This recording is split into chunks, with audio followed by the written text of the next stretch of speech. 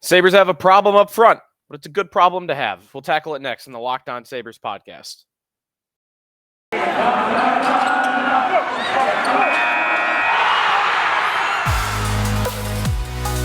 Your Locked On Sabres, your daily podcast on the Buffalo Sabres. Part of the Locked On Podcast Network, your team every day.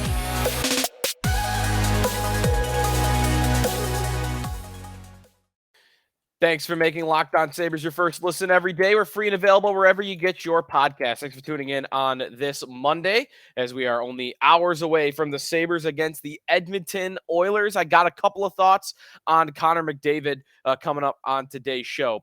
So stay tuned for that. Should be a fun night in the arena. Can't wait. It's always fun when the Oilers come to town because we get a chance to see McDavid. At Tyson Jost Sports to follow me on Twitter if you want to check out the podcast account at Locked On Sabres, and of course on our YouTube channel. Go to YouTube, search in Locked On Sabres, and you can find us there where you can make a question or comment on any one of those platforms. I think Twitter for now. We'll see if it lasts. It's going to break every day here going forward with the new platform and whatnot. But anyways, you can get a hold of the show that way. So a little bit on Oilers and McDavid coming up in a little bit. More so on McDavid himself than the matchup. But I do want to start today's show with some roster stuff. So going into Monday night's game against the Edmonton Oilers, the Sabres are going to be scratching Tyson Jost. Now, Don Granato does say that Tyson Jost dealing with a bit of an injury and he's been nursing it. It's a good time for him to get a break. Jordan Greenway is entering into the lineup. So they could take Jost out, Greenway in, let him rest up. But very curious to see how this goes. Is Don Granato going to rotate who the healthy scratch is? Because if you look at who the Sabres have up front, it's not easy to decide who should be the healthy scratch. In fact, if Jost is going to be the first of this to do it, I know he's dealing with an injury, but let's say for sake of conversation, there's a rotation. What I think the most likely outcome is there's going to be a rotation of forwards that are going to be the healthy scratch. And that's before Alex Tuch gets back, which we don't know when that's going to be, but eventually we seem to think that it's going to happen. So there's already a surplus up front of forwards. What are they going to do about it? Who's going to sit? Well, what I think is going to happen, I was building towards here a second ago, Don Granato is going to have a rotation. He's going to have a series of players that are all going to rotate one after the other, will take turns being the healthy scratch. The question to ask is, how many forwards are going to be in that rotation? And who is going to be in that rotation? So, what I will do here for you now is tell you who I think should be in the rotation, and then I'll tell you who I think Granato is going to have in the rotation. So, if it were me right now, who I would have in the rotation to be the healthy scratches would be Vinny Hinostroza, Victor Olofsson, and JJ Peterka. And I think that's it. Those are the only three guys I would have rotating out of the lineup. And Olofsson, I would be open, and Peterka too, of course, all these guys, maybe not Hinostroza, would be open to them playing their way out of that rotation and into the lineup. And maybe you just get to a point where Vinny Hinostroza is the healthy scratch night to night to night. I think that's a very possible outcome as well. He's probably only drawing into the lineup consistently like this because he's been playing really well. And I'm not sure that that's going to hold up. It just, if you look at the beginning of this season and even last year, he's not a guy that's going to be producing the way he's producing on a night-to-night basis. He'll give you a week like this, but he's going to give you 3 weeks like this. Probably not.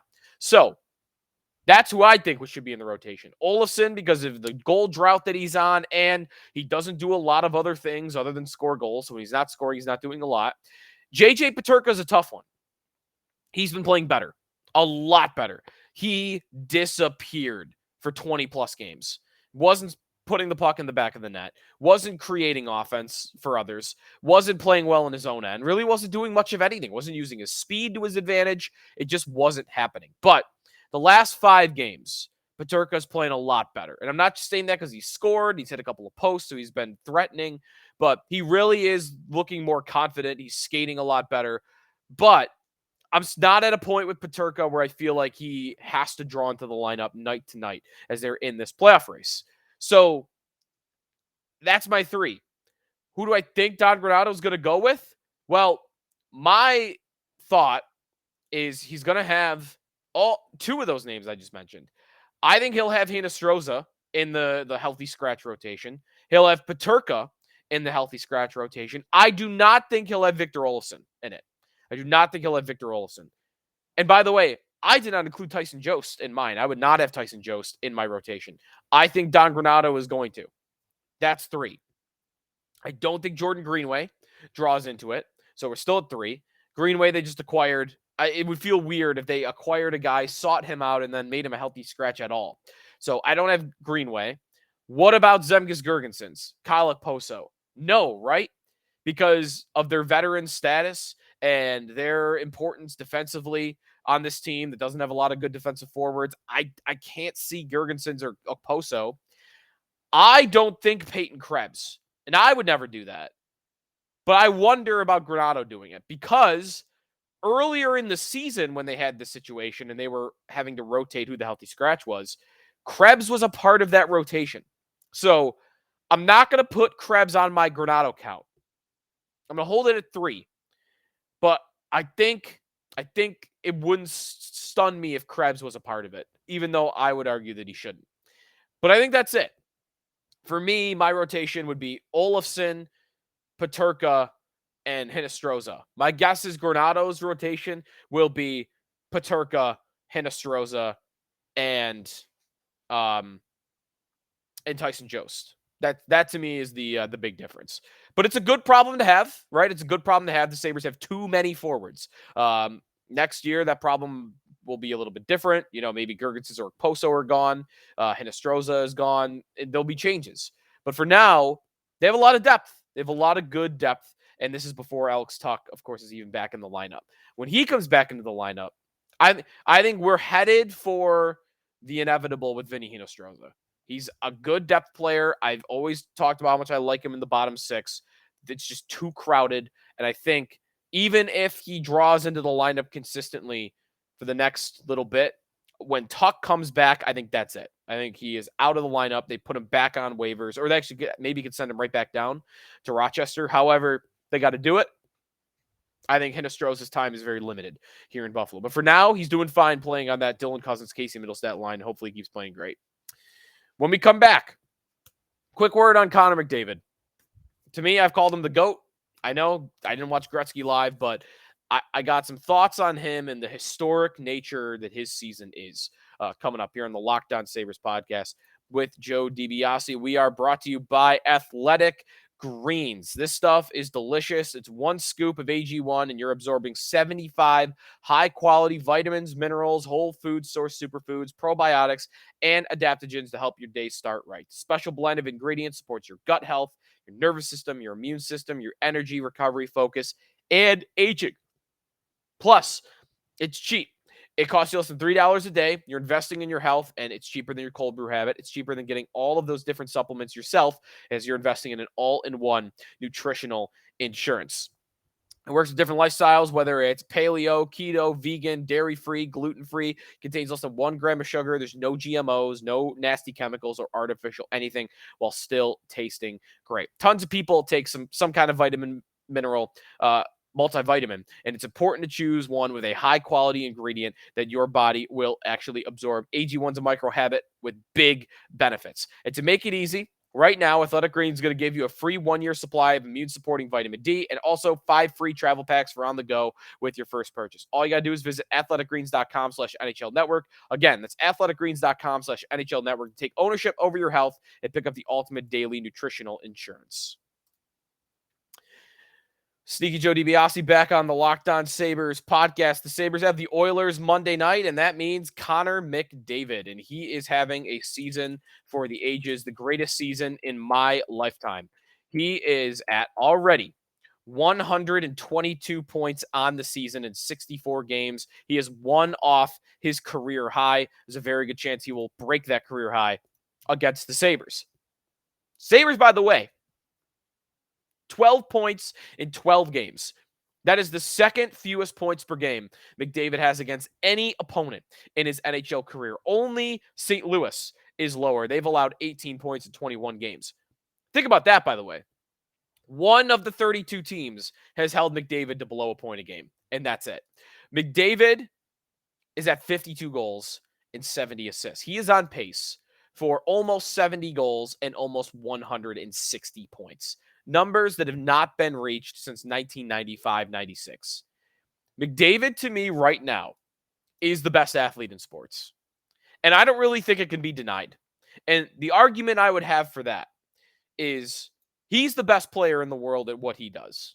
Tell me in what other sport a guy that's the best in the world has that large a gap between himself and second.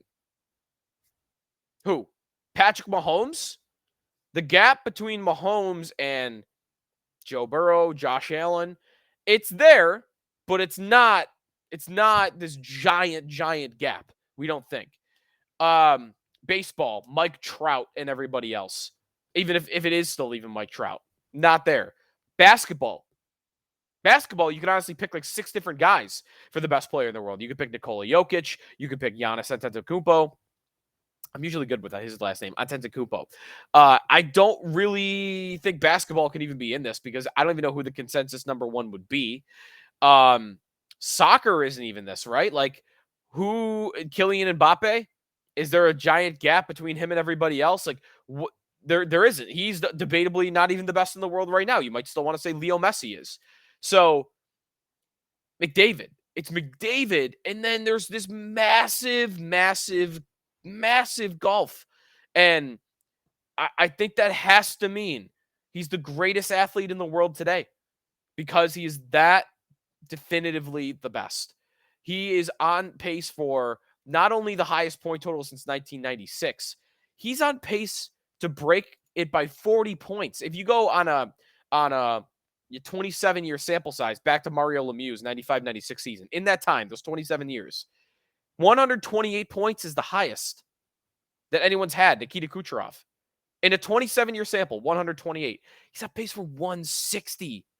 I mean, it's not even close. The season he's having is unheard of. So I think he's the best player in all sports, and I don't even think it really can be argued. The other good, funny question that we had on WGR Monday morning that I want to bring up here in the show about Connor McDavid, and I put a poll up on my own Twitter about this. Would McDavid be a Sabre today if the Sabres won the 2015 NHL lottery? It's maybe a good question. I think fans want to believe that he would. And that's where the poll results came in. I tweeted, if the Sabres won the 2015 draft lottery, would McDavid still be a Sabre? 78% said yes. 21.8% said no. And, a lot of Eichel's a child in those replies, and McDavid's an adult and whatnot. I'm not so sure that McDavid would still be here in Buffalo. And here's why. I really don't think it's fair. It would have been fair to ask anybody to want to stay here after that many years without making the playoffs and not even being in a playoff race. I don't think it was about Eichel in that circumstance. I'm not saying Eichel handled it well on the way out. I don't, and I've said that. I don't think Eichel handled it well on the way out. But I don't think this was a Jack Eichel problem when he wanted out. And by the way, he only wanted out if they were going to rebuild, which they should have, and they were in the right to. So I guess it's kind of the same way as asking out, but I don't think 6 years without a playoff race, that's all anybody should want or should give an organization for any team. I mean, I've made the case here that Austin Matthews should want out of Toronto after 7 years of not winning a first-round playoff series. And that's in the playoffs that I say that. McDavid, I've made this case too for him that if the Oilers get bounced in the first round of the playoffs this year, how could anybody blame him for wanting out? How much are you supposed to commit to a single team? If you have no reason to believe that team's going to figure it out or that team's going to correct their problems, you have, Eichel had 6 years of sample that said, how am I supposed to trust you with a rebuild? You've never even come close to building this back up. How am I supposed to trust you to do it? And I could see how McDavid is going to do that with Edmonton, where he could go to Edmonton and say, you're asking me to trust you that you're going to make this right. I've given you 8 years, and after next year it'll be 9. Like, I've given you a decade of my career. I can't give you the whole thing. I don't think there's anything wrong with a player saying that in today's sport. Now, the difference, again, as I'm saying, I think McDavid would have handled it a lot better on the way out. Way better than Eichel did. I mean, by leaps and bounds. But I do think the result would have been the same. I think McDavid, after 6 years, like any star player would have, anyone that knows their own worth, would have looked at the Sabres and said, I can't reasonably put my faith in you to rebuild this. They would have been wrong, right? Kevin Adams has done it. They would have been wrong to not put their faith in the Sabres to build it back up because they already have. But I don't. I think McDavid would have gotten out personally. That's just my opinion. The majority disagrees with me, as 78% is saying that he still would be a Sabre. But I mean, it came close, right? They were in the final 3 in that lottery in 2015. I was out for it.